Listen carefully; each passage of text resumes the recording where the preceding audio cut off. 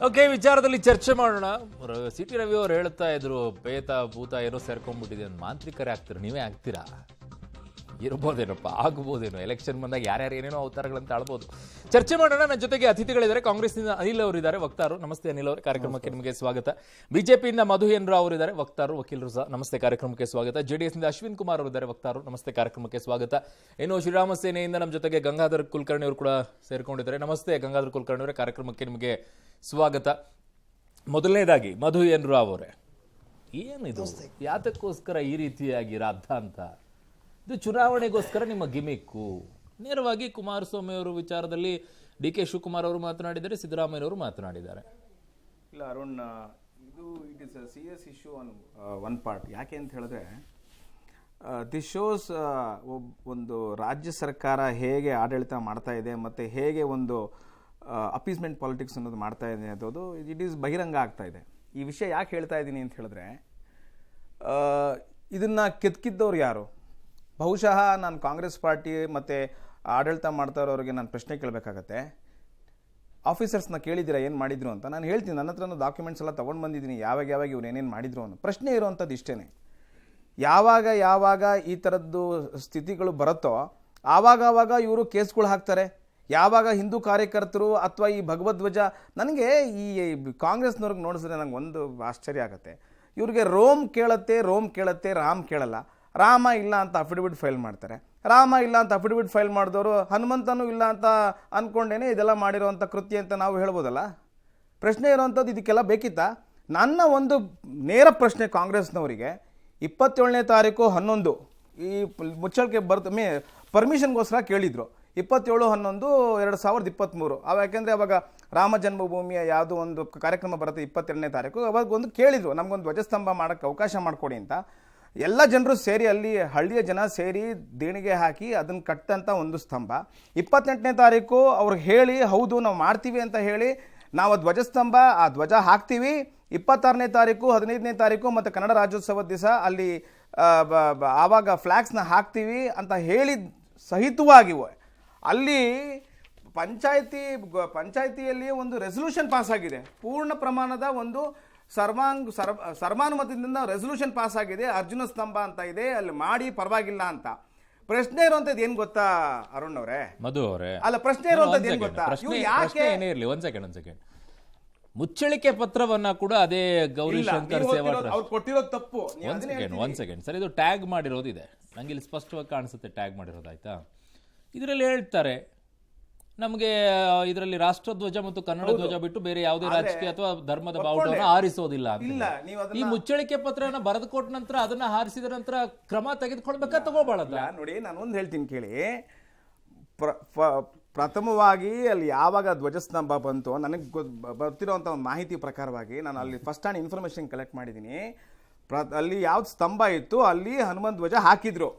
ಅದಾದ್ಮೇಲೆ ಏನಾಯ್ತು ಅಂತ ಹೇಳಿದ್ರೆ, 26ನೇ ತಾರೀಕು ಯಾವತ್ತು ರಿಪಬ್ಲಿಕ್ ಡೇ ಇತ್ತು ಅವತ್ತು ಇಳಿಸ್ಬಿಟ್ಟು ಅವತ್ತು ಇಂಡಿಯನ್ ಫ್ಲಾಗ್ ಕೋಡ್ 2002 ಅದ್ರ ಪ್ರಕಾರವಾಗಿ ಮತ್ತು ಈ ಅಮೆಂಡ್ಮೆಂಟ್ ಏನಾಗಿದೆ 21 ಮತ್ತು 22 ಅದ್ರ ಪ್ರಕಾರವಾಗಿಯೇ ನೀವು ರಾಷ್ಟ್ರಧ್ವಜವನ್ನು ಹಾರಿಸ್ಬೇಕು ಅನ್ನೋದಿದೆ.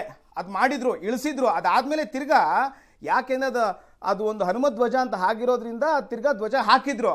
ಅದಾದ್ಮೇಲೆ ಮಧ್ಯರಾತ್ರಿ ಹೋಗಿ ಇಳಿಸುವಂತ ಕಾರ್ಯಕ್ರಮ ಯಾಕಾಯ್ತು? ಇದು ಪ್ರಶ್ನೆ. ಇದು ಪ್ರಶ್ನೆ ಇರುವಂತದ್ದು. ಇನ್ನೊಂದೇನು ಪಾಯಿಂಟ್, ನೀವು ಹೇಳಿದ್ದು ಕರೆಕ್ಟ್. ಮುಚ್ಚಳಿಕೆ ಬರ್ಕೊಟ್ರೋದು ಯಾಕೆ ಅಂತ ಹೇಳಿದ್ರೆ, ಅದು ಸರ್ವೇ ಸಾಮಾನ್ಯ. ನಮ್ಮ ದೇಶದಲ್ಲಿರೋರು, ನಮ್ಮ ದೇಶ ಇದು ಅಂತ ನಾವು ಹೆಮ್ಮೆ ಪಡ್ಕೊಂಡು ನಾವು ನಮ್ಮ ರಾಷ್ಟ್ರಧ್ವಜವನ್ನು ಹಾರಿಸ್ತೀವಿ. ಅಲ್ಲ, ನೀವು ಹೇಳ್ತಾ ಇರೋದೇನು, ಯಾವ ಸಂದರ್ಭದಲ್ಲಿ ನಮ್ಮ ರಾಷ್ಟ್ರ ಹಬ್ಬ ಇದೆಯೋ ಆ ಸಂದರ್ಭದಲ್ಲಿ ನ್ಯಾಷನಲ್ ಫ್ಲಾಗ್ ಹಾರಾಟ ನಡೆಯುತ್ತೆ, ಉಳಿದಿದ್ದ ಸಂದರ್ಭದಲ್ಲಿ ನಮ್ಮ ಬಾವುಟ ಇದೆ ಅಂತ ಒಪ್ಕೊಂಡಿದ್ದಾರಲ್ಲ. ಎಸ್ ಅನಿಲ್ ಅವ್ರೆ, ಇದರಲ್ಲಿ ಯಾಕೆ ಇಷ್ಟೊಂದು ರಾಜಕೀಯ ಮಾಡಕ್ ಹೊಡ್ತಾ ಇದ್ರಿ? ಇಷ್ಟೊಂದು ಯಾಕೆ ಇದರಲ್ಲಿ ಹತ್ತಿಕ್ಕುವಂತ ಪ್ರಯತ್ನ ಇದು? ಈಗ ತಮಗೂ ಪ್ರತಿ ಲಭ್ಯ ಇದೆ ಅಂತ ಹೇಳ್ತೀನಿ. ಗೌರಿಶಂಕರ್ ಸೇವಾ ಟ್ರಸ್ಟ್ 29/12/2023. ಒಂದ್ ನಿಮಿಷ ಏನ್ ಹೇಳ್ತಾರೆ, ನಮಗೊಂದು ಫ್ಲಾಗ್ ಕಂಬ ಬೇಕು, ನಾವು ಧ್ವಜನ ಹಾರಿಸ್ತೀವಿ ಅಂತ ಹೇಳ್ತಾರೆ. 17/1/2024 ಪರ್ಮಿಷನ್ ಅನ್ನ ಗ್ರಾಂಟ್ ಮಾಡಬೇಕಾದ್ರೆ ಕಂಡೀಷನ್ಸ್ ಮೇಲೆ ಗ್ರಾಂಟ್ ಮಾಡ್ತದೆ. ಏನಂತ, ನ್ಯಾಷನಲ್ ಫ್ಲಾಗು ಮತ್ತು ಸ್ಟೇಟ್ ಫ್ಲಾಗ್ ಮಾತ್ರನೇ ಹಾಕಬೇಕು ಅಂತ ಹೇಳಿ. 18/1/2020 ವಿತ್ ಕಂಡೀಷನ್ಸ್ ಜೊತೆ ಕೊಡ್ತದೆ. ಅದಾಗಿದ್ಮೇಲೆ ಗ್ರಾಮ ಪಂಚಾಯತಿ ಮತ್ತು ಪೊಲೀಸ್ ಸ್ಟೇಷನ್ಗೆ 6 ರಿಂದ 7 ದಿನ ಮುಂಚೆ ಪರ್ಮಿಷನ್ ತಗೊಳ್ಬೇಕು ಅಂತೇಳಿ ಸರ್ಕಾರ ಬರುದು ಲಿಖಿತದ ರೂಪದಲ್ಲಿ ಸಿಗ್ನೇಚರ್ ಹಾಕಿ ಕೊಡ್ತಾರೆ. ಆ ಪ್ರತಿ ನನ್ನ ಹತ್ರ ಇದೆ, ಬೇಕಾದ್ರೆ ತಮ್ಮ ಕ್ಯಾಮ್ರಾ ಮುಖ ಒಂದು ಆಯ್ತಾ. ಆಮೇಲೆ ಇದು ಸರ್ಕಾರದ ಹತ್ರ ಇದೆ, ಯಾರು ಬೇಕಾದ್ರೂ ತಗೊಳ್ಬೋದು ಅದನ್ನ. ಒಂದು ಇಲ್ಲಿ ಪ್ರಶ್ನೆ ಇರುವಂತದ್ದೇನು, ಇಷ್ಟೆಲ್ಲ ಇನ್ಫಾರ್ಮೇಶನ್ ಹೇಳ್ತೀನಿ ಅನಿಲ್ ಅವರೇ. ಬಟ್ ದ ಗ್ರಾಮ ಪಂಚಾಯತಿ ಲೆಡ್ಜರ್ ನಲ್ಲಿ ಬರುವಂತದ್ದು ಏನು ಅಂತಂದ್ರೆ ಅನಿಲ್ ಅವರೇ, ಸದರಿ ಅರ್ಜಿಯ ವಿಚಾರವನ್ನ ಸಭೆಯಲ್ಲಿ ಮಂಡಿಸಲಾಯಿತು. ಅರ್ಜಿದಾರರು ಕೆರಗೋಡು ಗ್ರಾಮಕ್ಕೆ ಬಸ್ ಸ್ಟ್ಯಾಂಡ್ ಬಳಿ ಅರ್ಜುನ ಸ್ತಂಭ ನಿರ್ಮಿಸಲು, ಅಂದ್ರೆ ಅದು ಬ್ರಾಕೆಟ್ ಅಲ್ಲಿ ಹನುಮಾನ್ ಅಂತ ಹಾಕ್ತಾರೆ, ಮನವಿ ಸಲ್ಲಿಸಿರ್ತಾರೆ. ಸದರಿ ಮನವಿಯನ್ನ ರೀತಿಯ ಸ್ಥಳ ಪರಿಶೀಲಿಸಿ ನಿಯಮಾನುಸಾರ ಕ್ರಮ ವಹಿಸಲು ಸಭೆಯು ಸರ್ವಾನುಮತದಿಂದ ತೀರ್ಮಾನಿಸಿ ಅನುಮೋದಿಸಲಾಯಿತು ಅಲ್ವಾ. When was that date? Ledger ಅಲ್ಲಿ ಇರೋದು ಅಲ್ಲ, ಒಂದ್ ನಿಮಿಷ. ಅದು dated, what he said was right. The dated was before 29/12/2023 December. ಹೌದಾ? ಅದಕ್ಕಿಂತ ಮುಂಚೆ ಇದ್ದಿದ್ದ ಡೇಟು. ಅದಾದ್ಮೇಲೆ ಇಲ್ಲಪ್ಪ, ಕಾನೂನಿನಲ್ಲಿ ಆ ಥರದ ಅವಕಾಶ ಇಲ್ಲ, ಬರೀ ಸಂವಿಧಾನದಲ್ಲಿ ಇರುವಂತದ್ದು. ನೀವು ಬೇಕಾದ್ರೆ ನಿನ್ನ ನ್ಯಾಷನಲ್ ಫ್ಲಾಗ್ ಹಾರಿಸ್ಕೊಳ್ಳಿ, ರಾಜ್ಯದ ಫ್ಲಾಗ್ ಹಾರಿಸ್ಕೊಳ್ಳಿ ಅಂತೇಳಿ ಕಂಡೀಷನ್ಸ್ ಮೇಲೆ ಅವ್ರಿಗೆ ಪರ್ಮಿಷನ್ ಅನ್ನು ಕೊಡ್ಲಾಗ್ತದೆ. ಕೊಟ್ಟಾದ್ಮೇಲೆ ಏನಾಗ್ತದೆ, ಅನಿಲ್ ಅವರೇ, ನಾನು ಬೇಸಿಕ್ ಆಗಿ ನಾನು ಚರ್ಚೆಗೆ ಬರ್ತೀನಿ.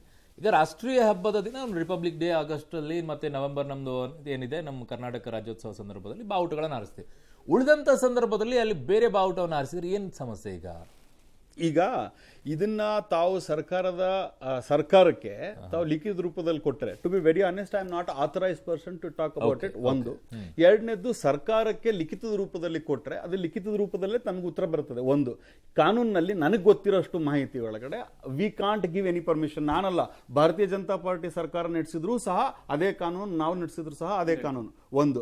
ಇವತ್ತು ಮಾತೆತ್ತಿದ್ರೆ ಅವರು ಹಿಂದೂಗಳು ಅಂತ ಹೇಳ್ತಾರೆ. ನನಗೆ ಒಂದು ನೇರ ಪ್ರಶ್ನೆ, ನನ್ನ ಮಿತ್ರರಾದಂಥ ಭಾರತೀಯ ಜನತಾ ಪಾರ್ಟಿ ವಕ್ತಾರರು ಮಾತಾಡ್ತಾ ಇರ್ಬೇಕಾದ್ರೆ ಹೇಳ್ತಾ ಇದ್ರು, ಈಗ ಎಲೆಕ್ಷನ್ ಬರೋದಕ್ಕಿಂತ ಮುಂಚೆ ಇದ್ಯಾವುದೋ ಉರಿಗೌಡ ನಂಜೇಗೌಡ ಅನ್ನೋ ವಿಚಾರ ತಗೊಂಡ್ ಬಂದ್ರು, ಅದಕ್ಕಿಂತ ಹಿಂದೆ ಟಿಪ್ಪು ಸುಲ್ತಾನ ವಿಚಾರವನ್ನು ತಗೊಂಡ್ಬಂದ್ರು, ಅದಕ್ಕಿಂತ ಮುಂಚೆ ಫ್ಲಾಗ್ ವಿಚಾರವನ್ನು ತಗೊಂಡ್ಬಂದ್ರು, ಅದಕ್ಕಿಂತ ಹಿಂದೆ ರಾಮನ್ ವಿಚಾರ ತಗೊಂಡ್ಬಂದ್ರು, ಅದಕ್ಕಿಂತ ಹಿಂದೆ ಏನು ಆಂಜನೇಯನ್ ವಿಚಾರ ತಗೊಂಡ್ ಬಂದ್ರು. ಅವ್ರಿಗೇನು ಮಾಲ್ ನ್ಯೂಟ್ರಿಷನ್ ಕಾಣಲ್ವಾ, ಎಜುಕೇಶನ್ ಕಾಣಲ್ವಾ, ಅಲ್ಲಿ ಮಕ್ಕಳು ಕಾಣಲ್ವಾ, ಅಲ್ಲಿ ಫಾರ್ಮರ್ಸ್ ಕಾಣಲ್ವಾ, ಅಲ್ಲಿರುವಂಥ ಇವತ್ತಿನ ದಿವಸದಲ್ಲಿ ಇರುವಂಥ ಪ್ರಾಬ್ಲಮ್ಸ್ಗಳು ಅವ್ರಿಗೆ ಕಣ್ಣಿಗೆ ಕಾಣಲ್ವ? ಅವ್ರಿಗೆ ಕಣ್ಣಿಗೆ ಕಾಣ್ತು ಅಂದ್ರೆ ಅವ್ರ ಜೊತೆಗೆ ನಾನು ಹೋರಾಟಕ್ಕೆ ಹೋಗ್ತೀನಿ. ಒಳ್ಳೆ ಕಾಜಿಗೆ ಅವ್ರು ಹೋರಾಟ ಮಾಡ್ತಾರೆ ಅಂದ್ರೆ ಅದ್ರ ಜೊತೆಗೆ ನಾನು ನಿಂತ್ಕೊಳ್ತೀನಿ. ಏನ್ರಿ ಇದು? ಜನ ನಗ್ತಾರೆ. ಈ ಥರ ಮಾಡ್ತಾ ಹೋದ್ರೆ ಜನ ನಗ್ತಾರೆ. ನೀವತ್ತು ಹೇಳ್ತೀನಿ, ತಪ್ಪು ತಿಳ್ಕೊಳ್ಬಿಡ್ತೀವಿ. ಒಕ್ಕಲಿಗ ಸಮುದಾಯ ಒನ್ ಆಫ್ ದ ಬೆಸ್ಟ್ ಸಮುದಾಯ after Lingayat who supports all the community. ಇವತ್ತು ಎಂಥ ಒಂದು ಸಮುದಾಯವನ್ನು ತಗೊಂಡೋಗಿ ಯಾವ ರೀತಿ ನಿಲ್ಲಿಸ್ತಾ ಇದ್ದಾರೆ ಅಂತ ಹೇಳಿದ್ರೆ, ಇವತ್ತು ಭಾರತೀಯ ಜನತಾ ಪಾರ್ಟಿ ಮಾಡುವಂಥ ಕೃತ್ಯಕ್ಕೆ JDSನವ್ರು ಮುಂದಿನ ದಿನಗಳಲ್ಲಿ ಡೇಟನ್ನು ಬರೆದಿಟ್ಕೊಳ್ಬೇಕಾಗ್ತದೆ. ಅವ್ರದ್ದು ಒಂದೇ ಒಂದು ವೋಟ್ ಇಲ್ದಂಗೆ ಆಗ್ತದೆ. ಇವತ್ತೆಂಗೆ ಕೋಸ್ಟಲ್ ಅಲ್ಲಿ ಏನ್ ಇದೆಯಲ್ಲ, ಮುಂದಿನ ದಿನಗಳಲ್ಲಿ ಅವ್ರಿಗೆ ಅದೇ ರೀತಿ ಆಗ್ತದೆ. ಸೂತ್ರ ಕೊಡುತ್ತೆ. ಸರ್, ಕೆರೆಗೋಡ್ನ ನಾನು ತುಂಬಾ ಪರ್ಸನಲ್ ಆಗಿ ಆ ಊರಿನ ಅಕ್ಕಪಕ್ಕದವನು ನಾನು ನೋಡಿದೀನಿ. ಹಲವಾರು ವರ್ಷಗಳಿಂದ ಅಲ್ಲಿರುವಂತ ಯುವಕರುಗಳಾಗಿರ್ಬೋದು, ಸಂಘ ಸಂಸ್ಥೆಗಳಿರ್ಬೋದು, ಅಲ್ಲಿ ರಾಮನವಮಿ ಬಂದಾಗ ರಾಮಂದು ಧ್ವಜ ಇರ್ಬೋದು, ಹನುಮ ಧ್ವಜ ಇರ್ಬೋದು, ಎಲ್ಲಾನು ಮಾಡ್ಕೊಂಡು ಬರ್ತಿದ್ದಾರೆ. ನಿಮ್ಮ ಎಲ್ಲರ ಹತ್ರನೂ ಮತ್ತೆ ಅಲ್ಲಿ ಪ್ರೊಟೆಸ್ಟ್ ಮಾಡ್ತಿರೋಂಥ ಎಲ್ರಿಗೂ ಗೊತ್ತಿರೋಂಥ ವಿಚಾರ, ಇದು ನವೆಂಬರ್ ತಿಂಗಳಲ್ಲೇ ಪಂಚಾಯಿತಿ ಮಟ್ಟದಲ್ಲಿ ಸಭೆಯಾಗಿ ರೆಸಲ್ಯೂಷನ್ ಪಾಸ್ ಆಗಿದೆ. ಡಿಸೆಂಬರಲ್ಲಿ ಇನ್ನೂ ಒಂದು ಸಭೆ ಬಂದು 18 ಸದಸ್ಯರು ಒಪ್ಪಿಗೆನೂ ಕೊಟ್ಟಿರ್ತಾರೆ. ಮತ್ತು ಜನವರಿನಲ್ಲೂ ಇದು ಆಗಿರುತ್ತೆ. PDO ಗೊತ್ತಿರುತ್ತೆ, PDO ಧ್ವಜ ಆರಿಸಿರ್ತಾರೆ. ಇಲ್ಲಿ ಇಷ್ಟೆಲ್ಲ ಆದಮೇಲೆ ಸರ್, ಇಲ್ಲಿ ಮಧ್ಯಕ್ಕೆ ಬರೋಂಥ ವ್ಯಕ್ತಿ ಮಂಡ್ಯ ತಾಲೂಕಿನ ಶಾಸಕರಾದಂಥವರು ನನಗೆ ಪರ್ಸನಲ್ ಆಗಿ ಅವ್ರು ತಗೊಂಡು ನನಗೆ ಇನ್ವಿಟೇಷನ್ ಕೊಡೋದ್ರಲ್ಲಿ ಬೇರೆ ಥರ ವ್ಯತ್ಯಾಸಗಳಾಗಿದೆ. ಅಲ್ಲಿ ಹನುಮನ್ ಧ್ವಜ ಬರ್ತಿದೆ. ಇದು ಹೇಗೆ ಅಂತ ಅಂದ್ರೆ ನೋಡಿ ಸರ್, ಕಾಕತಾಳೀಯ ಹಿಂಗಾಗಿದೆ ಕಾಂಗ್ರೆಸ್. ರವಿ ಗಣಿಗ ಅವರು ಪರ್ಸನಲ್ ಆಗಿ ತಗೊಂಡು PDO ಅವರು ಅನುಮತಿ ಕೊಟ್ಟಿರ್ತಾರೆ. ಏಕಾಏಕಿ ಇವರು ಜನವರಿ ತಿಂಗಳಲ್ಲಿ, ಜನವರಿ ಎಂಡಲ್ಲಿ ಇವರು ಅಲ್ಲಿ ತ್ರಿವರ್ಣ ಧ್ವಜ ಮತ್ತು ಕನ್ನಡ ಧ್ವಜ ಅಂತ ಏನಕ್ಕೆ ಬರ್ಸ್ಕೊಳ್ಳೋ ಅವಶ್ಯಕತೆ ಇತ್ತು? ನವೆಂಬರ್ ಡಿಸೆಂಬರಲ್ಲಿ ಏನಕ್ಕೆ ಯಾವುದೇ ಧ್ವಜಕ್ಕೆ ಅವರು ಒಪ್ಪಿಗೆ ಸೂಚಿಸಿರ್ತಾರೆ? 18 ಸದಸ್ಯರು ಕೊಟ್ಟಿರ್ತಾರೆ. PDO ಅವರು MLA ಅವ್ರನ್ನ ಮಾತು ಕೇಳಿಕೊಂಡು ಇಲ್ಲಿ ಯಾವುದೇ ಕಾರಣಕ್ಕೂ ಬೇರೆ ಧ್ವಜ ಬರಂಗಿಲ್ಲ, ಬರೀ ತ್ರಿವರ್ಣ ಧ್ವಜ ಕನ್ನಡ ಧ್ವಜ ಅಂತ ಏನಕ್ಕೆ ಜನವರಿ ತಿಂಗಳಲ್ಲಿ ಹೇಳ್ಬೇಕಾಯಿತು? ನವೆಂಬರಲ್ಲಿ ಏನಕ್ಕಿತ್ತು? ಇದು ಸರ್ MLA ಅವರ ಟಾರ್ಗೆಟೆಡ್ ಅಂತ ನಿಮ್ದು ಸರ್. ಖಂಡಿತ ನಾನು ಹೇಳ್ತೀನಿ, ಕಾಂಗ್ರೆಸ್ ಅವ್ರಿಗೆ ಏನಾಗಿದೆ ಅಂತ ಅಂದರೆ, ರಾಷ್ಟ್ರ ಕಮಲ ಯಾವುದು, ರಾಷ್ಟ್ರ ಪುಷ್ಪ ಯಾವುದು ಅಂತಲೂ ಗೊತ್ತಿಲ್ಲದೆ ಒಬ್ಬ ಶಾಸಕರು ಗಣರಾಜ್ಯೋತ್ಸವ ದಿನ ಒಂದು ಮುಖ್ಯ ಶಿಕ್ಷಕಿ ಮೇಲೆ ಅವರು ಯಾವ ರೀತಿ ಒಂದು ತುಚ್ಛವಾಗಿ ಮಾತಾಡ್ತಾರೆ ಅಂತ ಮಾಧ್ಯಮದವರೆಲ್ಲ ನೋಡಿದ್ದಾರೆ. ಕಾಂಗ್ರೆಸ್ ಅವ್ರಿಗೆ ಏನಾದರೂ ಕೆರೆಗೋಡಲ್ಲಿ ಬಾಂಗ್ಲಾದೇಶ ಬಾವುಟ ಹಾರಿಸ್ತಾ ಇದ್ರ, ಇಲ್ಲ ಪಾಕಿಸ್ತಾನ ಬಾವುಟ ಹಾರಿಸ್ತಿದ್ರ? ಯಾವುದು ಸರ್? ಶಾಸಕರೇ ಹೋಗಿ ಪೂಜೆ ಮಾಡಿದ್ರೆ ಆ ಯುವಕರ ಜೊತೆ ನಿಂತ್ಕೊಂಡು ಶಬಾಷ್ಗಿರಿ ಕೊಡ್ತಿರ್ಲಿಲ್ವಾ ಯುವಕರು? ಕೆರೆಗೋಡ್ನ ಶಾಸಕರು ಏನು ನೋಡಿಲ್ವಾ? ನಾವು ಎಷ್ಟು ವರ್ಷದಿಂದ ನೋಡಿದ್ದೀವಿ. ಒಂದು ನಿಮಿಷ ಸರ್, ಇಲ್ಲಿ ಕೇಸರಿ ಅಂತ ಬಂದಾಗ ನೀವು ಏನಕ್ಕೆ ಕಾಂಗ್ರೆಸ್ ಅವ್ರಿಗೆ ಹೊಟ್ಟೆ ಉರಿತಾ ಇದ್ದೀರಾ? ಶ್ರೀರಾಮ ವಿಚಾರ ಬಂದಾಗ ನೀವು ಏನಕ್ಕೆ ಜೊತೆ ಸೇರ್ತಿಲ್ಲ ಸರ್? ಈ ಶ್ರೀರಾಮ ಒಬ್ಬರು ಆಸ್ತಿ ಅಲ್ಲ ಅಂತ ನೀವು ಸಾರ್ಕೊಂಡು ಬನ್ನಿ.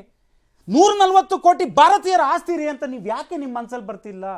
ನೀವೇನಕ್ಕೆ ಈ ಕಡೆ ಹಿಂದೂ ಮುಸಲ್ಮಾನ ಒಡೆದು ಆಳ ನೀತಿಗೆ ಕಾಂಗ್ರೆಸ್ ಹೋಗ್ತಿದ್ದೀರಾ? ಇದೇ ನಾನು ಹೇಳ್ತಿದ್ದೀನಿ.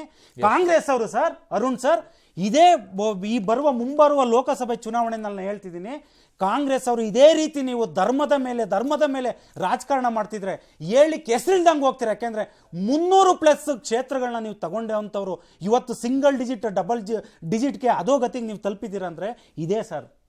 ನೀವು ಧರ್ಮದ ಮೇಲೆ ನೀವು ರಾಜಕಾರಣ ಮಾಡ್ತಾ ಇದ್ದೀರಾ. ಕೇಸರಿ ಕಂಡ್ರೆ ನಿಮ್ಗೆ ಏನು ಕೊಟ್ಟೆವ್ರಿ?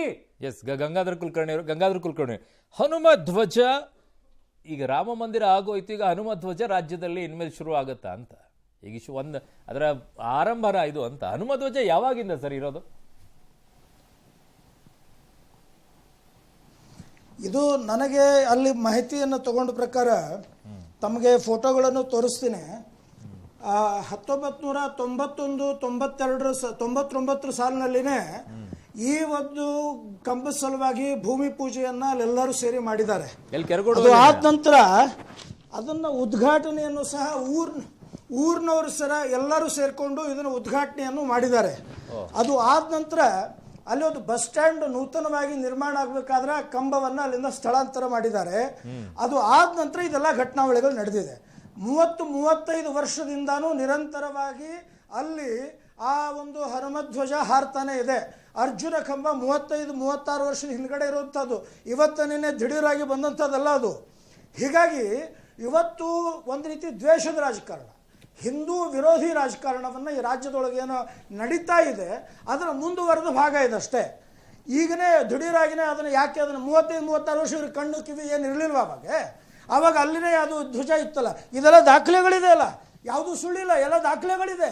ಸೊ ಆ ದಾಖಲೆಗಳು ಇದ್ದಂಥದ್ದನ್ನು ಸಹ ಇವತ್ತು ಪಕ್ಕಕ್ಕೆ ಸರಿಸಿ ಮತ್ತೆ ನಿಮ್ಮ ಸ್ವಾರ್ಥಕ್ಕೋಸ್ಕರವಾಗಿ ಇದೇ ನವೆಂಬರ್ನಲ್ಲಿ ಈ ರೀತಿಯಾದಂಥ ಒಂದು ಷಡ್ಯಂತ್ರವನ್ನು ಮಾಡಿ ಆ ಒಂದು ಧ್ವಜದೊಳಗೆ ಆ ಹನುಮನ ಧ್ವಜ ಹಾರಿಸಬೇಡ್ರಿ ಅಂತೇಳಿ ಅಲ್ಲಿ ಶಾಸಕರು ಕುಬ್ಬಕ್ಕೆ ಕೊಡ್ತಾರೆ. ಅಂದರೆ ಇದರಂಥ ನಿರ್ಲಜ್ಜ ನೀತಿ ಕಾಂಗ್ರೆಸ್ದು ಇನ್ನೊಂದಿಲ್ಲ. ನನಗನ್ನಿಸ್ತಾ ಇದೆ ಇದು ಇಂಡಿಯನ್ ಕಾಂಗ್ರೆಸ್ ಅಲ್ಲ, ಇದು ಇಸ್ಲಾಮಿಕ್ ಕಾಂಗ್ರೆಸ್ ಆಗ್ತಾ ಇದೆ ಬರ್ಬರ್ತಾ. ಯಾಕೆ ನನಗೆ ಇವ್ರದ್ದು ನಡವಳಿಕೆಗಳನ್ನು ನೋಡಿದ್ರೆ ಮುಸ್ಲಿಂ ಲೀಗ್ ಹೋದ ನಂತರ ಬಹುಶಃ ಈ ಇಂಡಿಯನ್ ಕಾಂಗ್ರೆಸ್ಸಿನ ಬಿಟ್ಟು ಹೋದ್ರು ಅನಿಸ್ತಾ ಇದೆ. ಇಂಥ ಮಾನಸಿಕತೆ ಯಾಕೆ? PFI ಹೋದ ನಂತರ ಬಹುಶಃ ಕಾಂಗ್ರೆಸ್ಸಿಗೆ ಅದರ ವಕಾಲತ್ ವಹಿಸ್ಕೊಂಡು ನಿಮ್ಮ ಪರವಾಗಿ ನಾವು ಇದ್ದೀವಿ ಅನ್ನೋಂಥ ಭಾವನೆಯೊಳಗೆ ಇವತ್ತು ಬರ್ತಾ ಇದ್ದಾರೆ. ಇಷ್ಟೊಂದು ಸರಿಯಲ್ಲ ಇದು. ಈ ರೀತಿ ಹಿಂದೂ ದ್ವೇಷವನ್ನು ನಿರಂತರವಾಗಿ ಮಾಡ್ಕೊಂಡು ಹೋಗೋದು ಸರಿಯಲ್ಲ ಇದು. ಏನಲ್ಲಿ ಏನು ಸಮಸ್ಯೆ ಆಗಿದೆ? ಆ ಒಂದು ಯಾವಾಗ ರಾಷ್ಟ್ರ ಕಾರ್ಯಕ್ರಮ ಇರ್ತದೆ, ರಾಷ್ಟ್ರ ಧ್ವಜಾರೋಹಣ ಇರುತ್ತೆ, ಅದು ಮುಕ್ತವಾಗಿ ಆಗ್ತಾ ಇದೆ. ರಾಜ್ಯೋತ್ಸವ ಇದ್ದಾಗ ಅದೂ ಸಹ ಆಗ್ತಾ ಇದೆ. ಅದು ಆದ ನಂತರದೊಳಗೆ ಅದನ್ನು ಗೌರವಯುತವಾಗಿ ಮತ್ತೆ ವಾಪಸ್ಸಲ್ಲಿ ಅದನ್ನು ಹಾಕ್ಕೊಂಡು ಅವರಂತೂ ತಮ್ಮ ಒಂದು ಭಾವನಾತ್ಮಕವಾದಂಥ ವಿಚಾರಕ್ಕೂ ಸಹ ನೀವು ಕಲ್ಲು ಹಾಕ್ತೀರಿ ಅಂತಂದರೆ ಎಷ್ಟು ನಿರ್ಲಜ್ಜರಿದ್ದೀರಿ ನೀವು. ಅದರ ಜೊತೆಗೆ ಇನ್ನೊಂದು ಭಾಳ ಇಂಪಾರ್ಟೆಂಟ್ ಪಾಯಿಂಟ್ ಇದೆ. ನಿನ್ನೆ ಆ ಧ್ವಜವನ್ನು, ರಾಷ್ಟ್ರಧ್ವಜವನ್ನು ಆರೋಹಣ ಮಾಡಿದಂಥದ್ದು ಮಧ್ಯಾಹ್ನದ ನಂತರ ಧ್ವಜ ಹಾರಿಸೋ ಹಾಗಿಲ್ಲ, ರಾಷ್ಟ್ರಧ್ವಜವನ್ನು ಹಾರಿಸೋ ಹಾಗಿಲ್ಲ.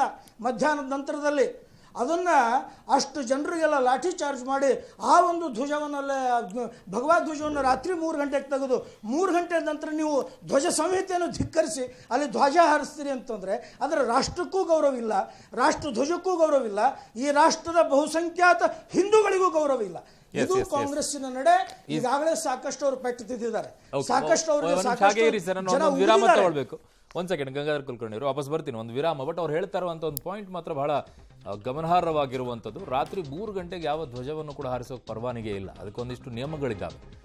ಸೂರ್ಯೋದಯ ಸೂರ್ಯಾಸ್ತದ ಒಳಗಡೆ ರಾತ್ರಿ ಎಲ್ಲ ಹಾರಿಸೋ ಹಾಗಿಲ್ಲ. ಅದನ್ನು ಯಾಕೆ ಹಾರಿಸಿದ್ರು?